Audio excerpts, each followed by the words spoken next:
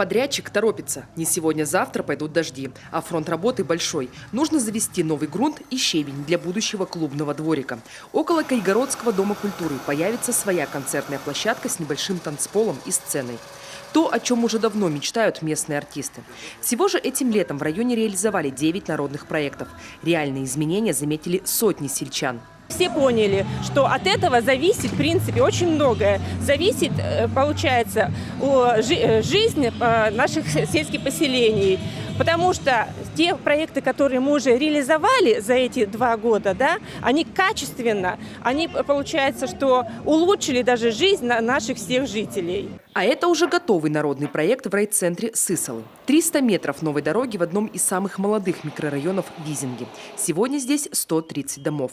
Но еще есть свободные земельные участки, которые, впрочем, скоро точно заберут. Ведь раньше люди здесь строились неохотно. До площадки было сложно довести стройматериалы. Дорогу-то делают потихоньку. Тем более, сколько застроились за последнее эти время. Всем дорога нужна. Тут, честно, болото было. Местные власти пошли на небольшой эксперимент. Вместо привычного щебня постелили асфальтовую крошку. Как раз уложились в народный бюджет. На проект выделили 300 тысяч рублей. Эксперимент удался, говорят в местной администрации. Основание для дороги было отсыпано хорошим гравийным песком, укатано хорошо, сделан уклон.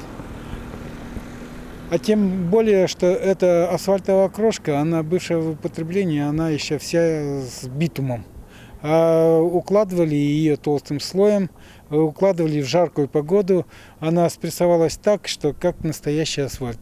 Покупка снегохода для патрулирования охотничьих угодий, замена окон в домах культуры и детских садах, тренажерные площадки, генеральная уборка на Межаторском кладбище. В этом году Сысольский район в лидерах при реализации народных проектов. От года к году заинтересованность населения в реализации этих проектов повышается.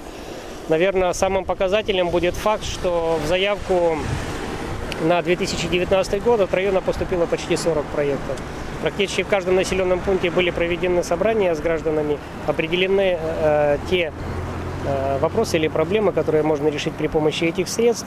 Были составлены протоколы, пакеты документов направлены в администрацию главы для принятия дальнейшего решения. Цифры этого года. В Коми реализуют 25 народных проектов на сумму 53 миллиона рублей. В 2019-м эта цифра вырастет в 2 раза. Новый народный бюджет региональный парламент одобрит уже на октябрьской сессии. Виктория Палкина, Василий Янин, Дмитрий Ведерников, телеканал Юрган.